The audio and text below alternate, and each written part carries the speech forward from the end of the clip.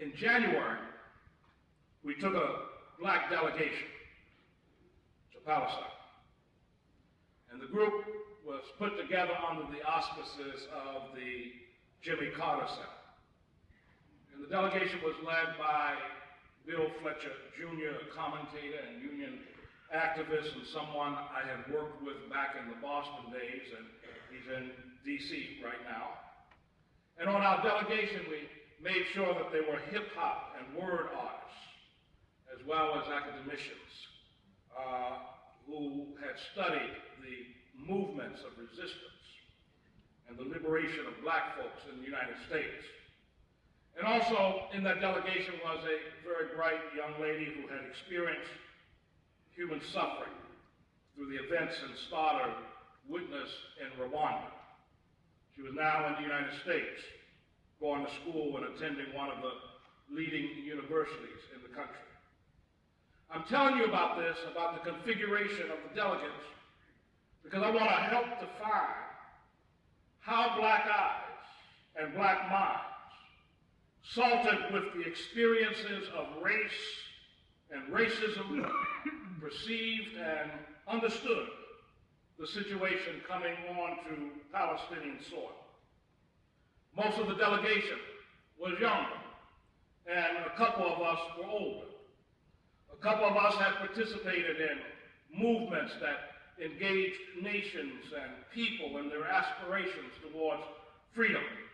For example, Bill Fletcher, formerly of Trans-Africa, and also participated in the Free South Africa movement.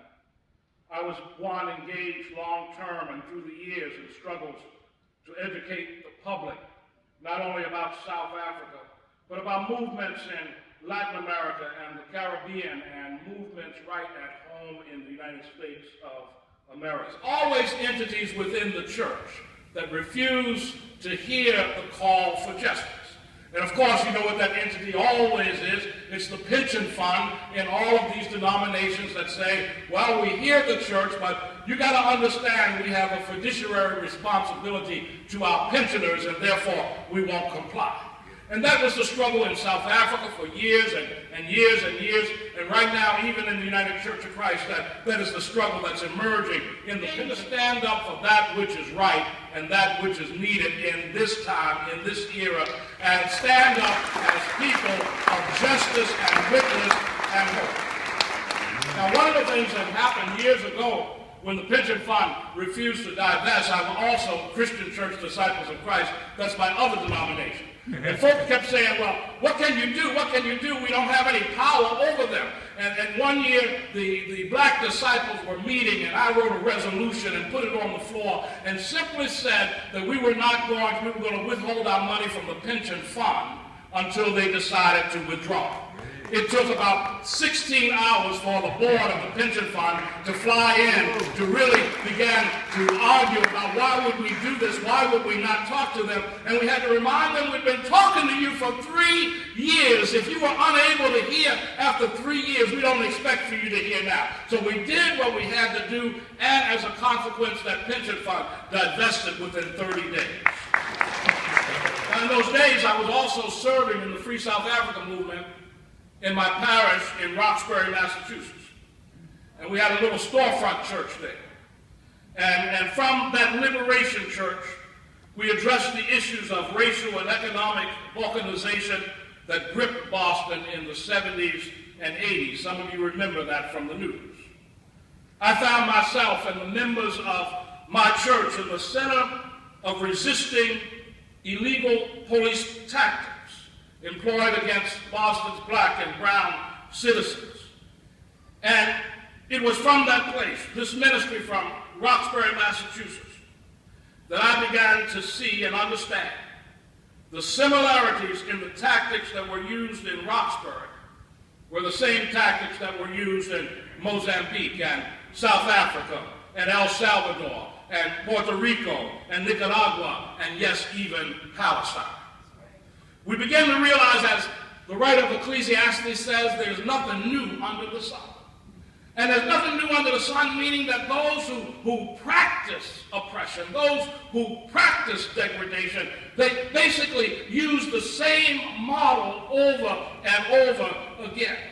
And when you begin to understand that, you begin to realize that the struggle in South Africa is the struggle in Roxbury. The struggle in South Africa is the struggle here in California. The struggle in South Africa is the struggle in Washington, D.C. Or the struggle in Palestine is the very same struggle that calls people of conscience and of justice to stand up and say no more and begin to dismantle those paradigms of oppression.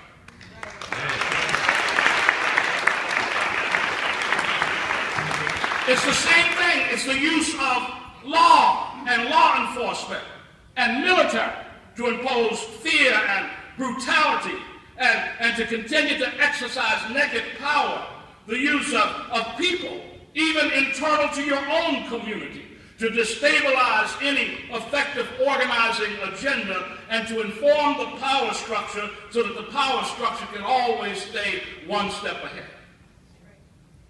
There was the destabilization of neighborhoods and communities, whether through brute force or police powers or economic conditions or laws that always benefit a few at the expense of all the rest.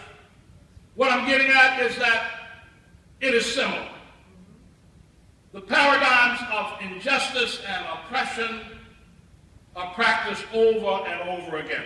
There is, for example, the segregation of rich and poor, people of color from white people, and sometimes invisible walls that separate neighborhoods and make borders, and economics designed to keep a community from not venturing too far from outside the lines imposed on them. Sometimes there's the invisible wall, and sometimes there's the visible wall, like the separation wall that meanders its way across Palestinian territory. Now, the delegation, all black and some younger, with folks like me being a little older, veterans of human and civil rights organizations and movements, young cultural artists, it was interesting to me on the second day of the trip, we all had the same response. And the response was, you don't need to explain that to us. We've seen it before. You don't need to explain that to us because this is the way it works. You don't need to explain any of this to us because folks had lived the experience already of going through neighborhoods and being stopped because you're black. Of going into communities where black folks don't exist and having the police roll up on you because you're in the wrong neighborhood at the wrong time with the wrong skin color. Or maybe you're Trayvon Martin on your way home and somebody guns you down and so forth and so on. The story plays out over and over again. So our folks said, I think we get it. I think we get it. We understood the separation wall that meandered through Palestinian territories and planted itself on Palestinian lands, controlling movement and controlling water and access to health care and employment and family. I remember the image of standing in Bethlehem on Orthodox Christmas and looking up at the separation wall that looked peculiarly out of place on that night. This wall stood and reminded each of us of every single prison wall that was ever employed anywhere in the United States. Prison walls that have rapidly expanded over the last 30 years in this country. And the penal population over the last 30 years explodes from 300,000 to more than 2 million black and brown people. The prison wall, or the separation wall, makes it clear that the West Bank is probably, and I know folks said Gaza is, but the West Bank probably is the largest open-air prison in the world. For its landmass is large. And it's surrounded by this menacing wall with sniper towers at every single corner. And Palestinians there living under the shadow of that wall. that makes a statement that everything is undoubtedly under Israeli authority, where total control is imposed without objection and without appeal.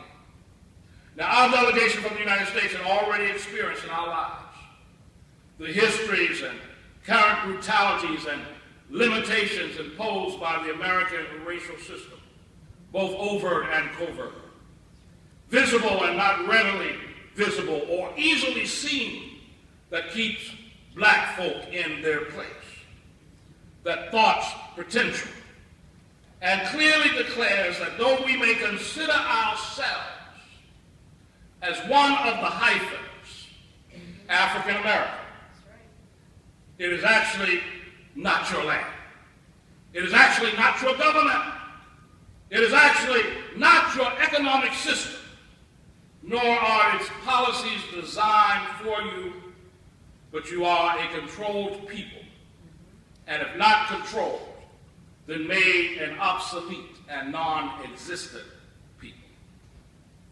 It is with these kinds of eyes born out of experience, these kinds of eyes that were born out of oppression, these kinds of eyes that come out of struggle, educated by injustice and educated by our resistance to injustice, we stepped out on Palestinian soil and we saw what the Palestinians were going through was also our struggle as well. Just like what the South Africans was facing was our struggle as well.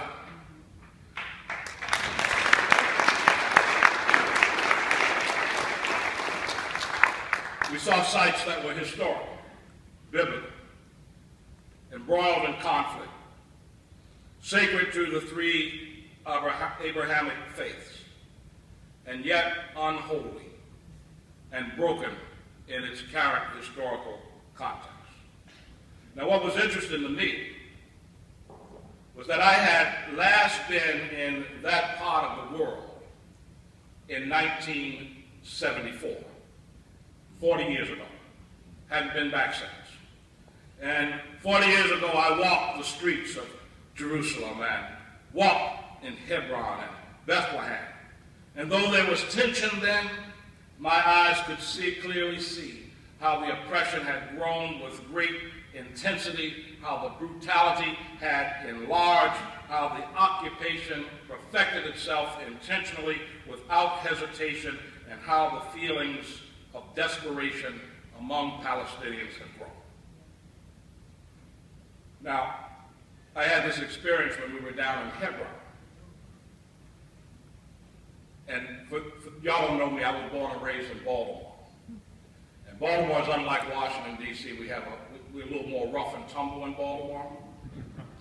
And so we were walking down the road in Hebron with the delegation. My delegation got a little mad at me because all of a sudden I have some of these 20-something IDF come running up to me with automatic weapons asking for my papers.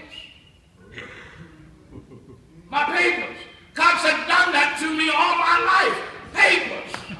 And yes, I had my hand on my passport, but I swear to God, my hand wouldn't move. And so my delegation showed them the passport, and finally they had trained their weapons on me, screaming, papers, papers, papers. And I looked at them, Baltimore fashion, and I said, why? Yeah.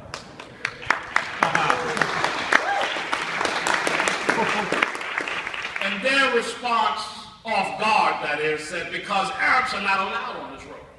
Whoa. And I said, well, then I don't need to walk down this road and you don't need to see my papers.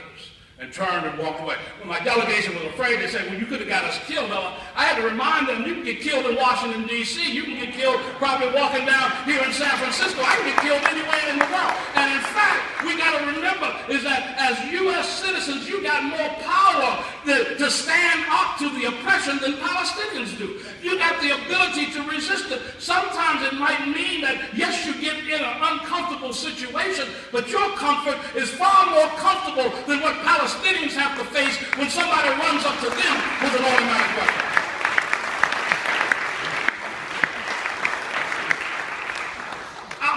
Congress, it came shortly after we offered farewells to Nelson Mandela. And as the world spoke almost nostalgically about the fall of apartheid in South Africa and the historic struggle of Mandela and the African National Congress, my heart screamed out over and over again. Screamed out, why? Wait, I was saying.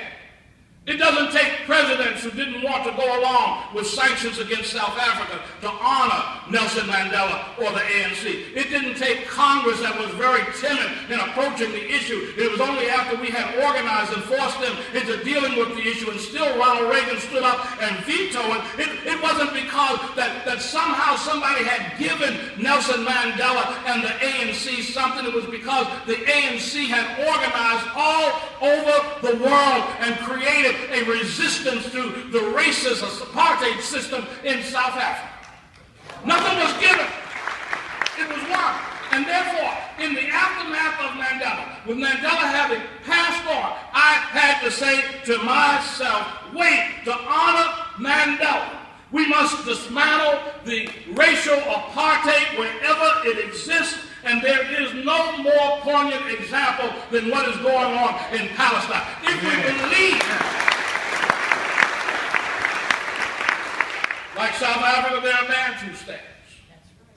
There's a wall that makes all the West Bank and Gaza a Bantustan, and possibly even worse. There is the systematic destruction of Palestinian villages and culture and history. There's a removal of Palestinians from the land and to make the land available for settlers. There is the forcible removal of Palestinians from neighborhoods in Jerusalem. There are people separated from partners because if they have resident rights in Israel to be with their partner who might be in the West Bank, the partner can not come into Israeli territory, and the resident in Israeli territory has to give their resident rights and not be able to return to be with their partner. You all know about the settlements inserting themselves into Palestinian territories and gradually expanding to take over more and more territory. Or the roving gangs of settlers that move around beating and sometimes killing Palestinians for working their own lands. Now, they may not have hoods on, but they carry out the same function. They may not be night-riding, but they carry out the same function. As a former Israeli Defense Force commander told me, he said that there were standing orders not to intervene when a settler attacked a Palestinian. But if that Palestinian was to turn around and defend themselves, react to the beating, then they were to use deadly force against the Palestinian. None of you would stand and tolerate somebody just whipping on you at will. This former IDF soldier said that their mode of operation was to always make their presence known, which means to arrive with the greatest brutality and to arrive with the greatest force. And part of their making their presence known was to raid homes in Palestinian territory or in the refugee villages deep in the night, breaking open doors and waking up everyone, and particularly taking the male children and teenagers, subjecting them to arrest and interrogation. Interestingly, in every single incident, they would go about trying to find out where one of the boys slept at night so that they could map in case they had to come back knowing where someone was. Simply put, Israeli society is a militarized society. It is a society that chooses to exist not in harmony or at peace or with an openness with its neighbor and inhabitants, but a society seeking to control and dominate its inhabitants and neighbors through the use of torture and brutality, policies and laws meant to destabilize and harass the Palestinian population. Now, every method is used to make clear that Palestinians have no rights or land, not even what is referred to as Palestinian territories. Palestinian Authority has no authority. It's clear. And for it, and if you look at it in that kind of paradigm, it's allowed to exist for the benefit and the service of Israel as long as it serves the purpose of the Zionist state. When I see the Palestinian Authority planted outside of the refugee villages, trying to contain what's in there, rather than dealing with the other kinds of issues, and that other kind of issues being that Israelis ride into Palestinian territory at will, come and go at will, and seems that there's nothing that keeps them back. And so again, we need to continue to raise up that issue, pray for it, but also work to help bring change. Now, of course, all this oppression, brutality, and racism is predicated and justified, and I might get in trouble on this, because folks want to remind us of the Holocaust. Now, we all decry and condemn the blind hatred that gave rise to the Holocaust. There's no justification for it. There's no excuse for it. There's no excuse for the destruction of human life for no other reason than you are who you are. We all decry it. But as a black person, I am offended. Now, the Holocaust of Europe is no more disgusting and devastating than the Holocaust experienced in the Middle Passage that brought black people to the New World as chattel. That's right. The Holocaust of Europe is no more unique and devastating than the Holocaust that was carried out in these lands against indigenous people. The Holocaust of Europe during World War II doesn't justify Israel or Zionists in carrying out their program of ethnic cleansing and racial removal from ancestral land of the Palestinians. It does not justify their behavior in any shape, form, or fashion. You see, if we're going to be a people of justice, we need to call it for what it is. You know, the folks want to get bullied all the time, to raise up the Holocaust. Well, I've had a Holocaust too. Many of you have come from situations and ethnic groups that also had a Holocaust. You know, the fact is you can't buy and earn that term unless that term is shared with all of those who've been through devastating and situations and ethnic cleansing. You know, the fact is, you cannot justify your Holocaust by carrying out a Holocaust against somebody else. You know, the fact is, we're reminded that if you've been through something, then you should know what that something is. If you've been through some pain, you should know what that pain is. If you've been through injustice, you should not characterize yourself by continuing to perpetuate injustice. Somewhere the cycle has to be broken. If you've learned the lesson of the past, then you do not repeat that in the future. Woo! We must be clear that there can never be peace without justice. That's right. Peace is not the absence of conflict, but it's the prevalence of justice.